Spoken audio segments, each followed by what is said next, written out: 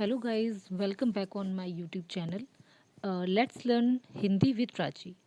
मैं इस वीडियो में आपके लिए हिस्ट्री के क्विक रिवीजन नोट्स लेकर आई हूँ, जो कि यूपीपीसीएस और अदर कंपटीशन एग्ज़ाम में आप लोगों के लिए काफ़ी हेल्पफुल होंगे। तो चलिए स्टार्ट करते हैं आज का यह वीडियो बिना किसी देरी के। दोस्तों, आप अगर मेरे चैनल पर पहली बार देख रहे हैं तो आपको, और अगर ये अच्छा लग रहा है तो आप इसे शेयर करें और सब्सक्राइब करें। गाइस, आज हम लोग पढ़ेंगे हिस्ट्री का एक बहुत इम्पोर्टेंट टॉपिक, जो कि है मध्यकालीन भारत। और जो अक्सर क्वेश्चंस पेपर में अक्सर इससे क्वेश्चंस पूछे जाते हैं। और तो हम स्टार्ट करते हैं मध्यकालीन भारत। इसका समय पीरियड आप देख रहे हैं कि मैंने सामने लिखा है 800 से लेके 1200 ईस्वी तक इसका टाइम पीरियड है। और इस पीरियड को राजपूत काल भी कहा जाता है। और इस समय जब 800 ईस्वी था, उस वक्त यहाँ पर उत्तर भारत में 3 शक्तियाँ जो थी वो आपस में लड़ रही थी, जिनमें 3 शक्ति में पहली है गुर्जर प्रतिहार, दूसरी राष्ट्रकूट और तीसरी है पाल। और इन तीनों शक्तियों के बीच में जो युद्ध हुआ था उसको कन्नौज का युद्ध कहते हैं, क्योंकि वो कन्नौज को पाने के लिए हुआ था। तो सबसे पहला वंश जो था यहाँ पे गुर्जर प्रतिहार जो था, इसका पहला राजा जो था वो नागभट्ट सेकंड था। और इसका सबसे महत्वपूर्ण काम ये था कि इसने भारत में जब ये आया था तो इसके आने पर कोई बहुत महत्वपूर्ण घटना नहीं घटी थी। ठीक है। और जब वो सिंध में आए तब भी उनको कोई प्लान नहीं था कि वो इंडिया में रूल करने आए हैं या फिर यहाँ पर कुछ लूटपाट करने आए, ऐसा नहीं था। लेकिन राजा नागभट्ट ने अरबों को आगे बढ़ने से रोका था। ये सबसे इम्पोर्टेंट काम था इनका। दूसरे गुर्जर प्रतिहार का राजा है मिहिर भोज। और प्रतिहारों का जो महानतम शासक था वो मिहिर भोज को कहा जाता है। और ऐसा माना जाता है कि विष्णु के बहुत बड़े ये उपासक रहते थे और विष्णु की पूजा करते थे। और इसी वजह से इन्होंने आदिवरा की उपाधि धारण की। और आदिवरा की उपाधि धारण इसलिए की थी क्योंकि वराह जो होता है वो विष्णु का अवतार था, इसीलिए उनके नाम पर इन्होंने ये उपाधि धारण की थी। तीसरे इस युग के महत्वपूर्ण शासक रहे हैं महेंद्र पाल। और महेंद्र पाल के जो समय में राजशेखर इनके दरबारी कवि रहते थे। और महीपाल के टाइम में भी राजशेखर कवि थे। और इनके टाइम में सबसे महत्वपूर्ण जो शहर था इस वक्त कन्नौज था। और सबसे लंबी जो लड़ाई चली है 60 से 70 साल लंबी लड़ाई इन्हीं के शासन में चली है। और इतनी लड़ाई के बाद भी सब जो जीत हुई थी वो प्रतिहारों की हुई थी यहाँ पे। ठीक है। तो इसके बाद क्या हुआ कि दूसरा वंश आता है राष्ट्रकूट वंश, जो दूसरी शक्ति थी जो जो कन्नौज के लिए लड़ाई कर रही थी, जिसका प्रथम शासक जो था वो दंती दुर्ग था। और ये राष्ट्रकूटों का संस्थापक माना जाता है। दूसरा है कृष्ण प्रथम। प्रथम की प्रसिद्धि इसलिए थी क्योंकि इन्होंने एलोरा में यानी कि तमिलनाडु में कैलाशनाथ मंदिर का निर्माण करवाया था। तीसरे महत्वपूर्ण शासक थे अमोघ वर्ष प्रथम, जो कि जैन माने जाते हैं। और इनकी बहुत प्रसिद्ध किताब है कवि राजा मार्ग और रत्नमालिका। ये दोनों किताब अमोघ वर्ष ने स्वयं लिखी थी। और इन्होंने काफ़ी लंबा शासन किया था। माना जाता है कि औरंगजेब और अकबर से लंबा शासन था तो वो अमोघ वर्ष का था। और इनके जो दरबारी कवि थे, प्रसिद्ध जैन संत जिन सेन सूरी, इन्हीं के प्रभाव में आकर उन्हें जैन बने थे ये। और अमोघ वर्ष के दरबारी कवि जैन जिन सेन सूरी थे। और इन्होंने आदि पुराण नामक किताब लिखी थी। जिन सेन सूरी की बुक जो है वो आदि पुराण है। और इन्होंने राजपूतों की राजधानी जो थी मान्यखेत, पहले राजपूतों की राजधानी थी और उन्होंने इसको राष्ट्रकूटों की राजधानी बनवा दिया। और आज हम देखते हैं कि एलोरा जो है वो राष्ट्रकूटों की राजधानी थी।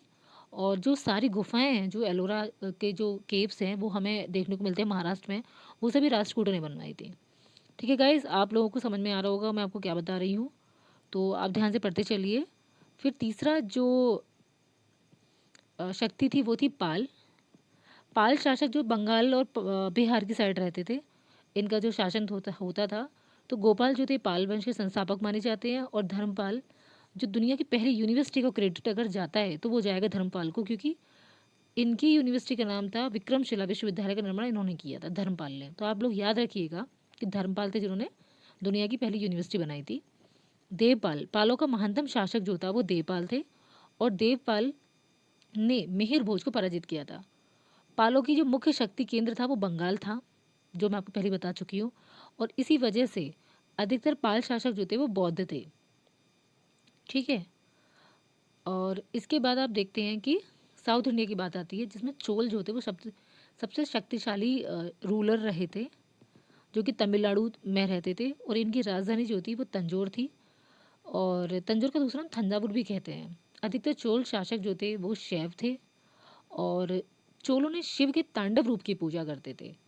ठीक है, और इसीलिए चोल को शिव का नटराज के रूप में उनको माना जाता है, और वो मान्यता थी उनकी कि वो शिव भगवान शिव पर बहुत ज़्यादा मतलब उन पर बहुत ज़्यादा मंदिर वगैरह भी इन लोगों ने बनवाए थे। तो जो सबसे शक्तिशाली शासक था पहला, उसका नाम है राजा राजराज प्रथम। राजराज प्रथम ने श्रीलंका के एक बहुत बड़े हिस्से पर कब्जा किया था। जो श्रीलंका आज हम देखते हैं जो तमिल में बसे हुए हैं, वह राजराज प्रथम के समय के हैं। और जो उत्तर श्रीलंका में भी देखे जाते हैं तमिल कुछ लोग, राजराज प्रथम ने मालदीव और लक्षद्वीप को जीता था। और ऐसा माना जाता है कि जो बृहदेश्वर मंदिर है वो राजराज प्रथम ने बनवाया था, और इसको इन्होंने अपना नाम दिया था, राज राजेश्वर मंदिर के नाम से इसको जानते हैं। ठीक है दोस्तों, ये बहुत बड़ा मतलब बहुत इंपॉर्टेंट टॉपिक है, आप ध्यान से पढ़िएगा इसको। चोलों का जो महानतम शासक माना जाता है वो राजराज प्रथम के बाद राजेंद्र प्रथम। जो कार्य राजराज प्रथम ने छोड़ दिए थे वो राजेंद्र प्रथम ने पूरे करे थे। जैसे कि उन्होंने पूरे श्रीलंका को अपने नियंत्रण में ले लिया था, और इन्होंने गंगा के राजा जो थे ना, पाल शासक, यानी बिहार में आकर इन्होंने लड़ाई करी थी महिपाल से, और महिपाल को उन्होंने हरा दिया था, और इन्होंने वहाँ पर एक टाइटल अडॉप्ट किया था जिसका नाम था गंगई कोंड, मतलब गंगा का शासन, यानी गंगा को जीतने वाला। ठीक है, और वहीं पर उन्होंने गंगई कोंड चोलपुरम मंदिर बनवाया, जो कि शिव जी को समर्पित था। तो आप लोग ये जानते ही हैं कि जितने भी चोल हैं वो शिव जी को समर्पित थे, और इसी वजह से इन्होंने एक शहर बनाया, उसका नाम था गंगई कोंड चोलपुरम, जिसे चोलों की राजधानी बनाया। ठीक है, और इसके कुछ महत्वपूर्ण बिंदु हम देखते हैं। इंडोनेशिया की भाषा जो है वो संस्कृत से डिराइव्ड है। दुनिया का सबसे बड़ा मंदिर इंडोनेशिया में अंकोर वाट का मंदिर है। दक्षिणी पूर्व एशिया में शैलेंद्र वंश जो था वो श्री विजय साम्राज्य था उनका, और एक तरफ चोल दक्षिण भारत में थे तो दूसरी तरफ इंडोनेशिया में श्री विजय का साम्राज्य था। और राजेंद्र प्रथम ने श्री विजय साम्राज्य को हराया और बंगाल की खाड़ी को चोल झील बना दिया। तो आप जान रहे हैं कि ये लोग कितने शक्तिशाली थे, इन्होंने इतना बड़ा समुद्र को अपने लिए एक झील बना के रख दी। ठीक है दोस्तों, आगे बढ़ते हैं हम कि चोल प्रशासन की स्थापत्य कला क्या थी। ठीक है, तो ये जानकारी जो हमको मिलती है ना चोल एडमिनिस्ट्रेशन की, वो हमको मिलती है उत्तरा मेरूर अभिलेख से मिलती है। और चोल स्थापत्य कला के लिए आर्किटेक्चर फॉर्म के लिए मैंने यहाँ दो डायग्राम आप देख रहे हैं। तो जो पहला वाला है वो नागर शैली है। हम देखते हैं कि जो उत्तर भारत के जो भी मंदिर हैं, नॉर्थ के जो मंदिर है वो नागर शैली में बने हुए हैं, क्योंकि इनकी जो गुमटी बोलते हैं वो गोल होती है, उसको हम शिखर बोलते हैं। जबकि द्राविड़ शैली की जो होती है वो पिरामिड होती है, विमान के आधार पर होती है, और इसको सबसे ऊपर वाले पार्ट को पिरामिड कहते हैं या विमान भी कहते हैं, और नीचे वाले पार्ट को गर्भगृह कहते हैं।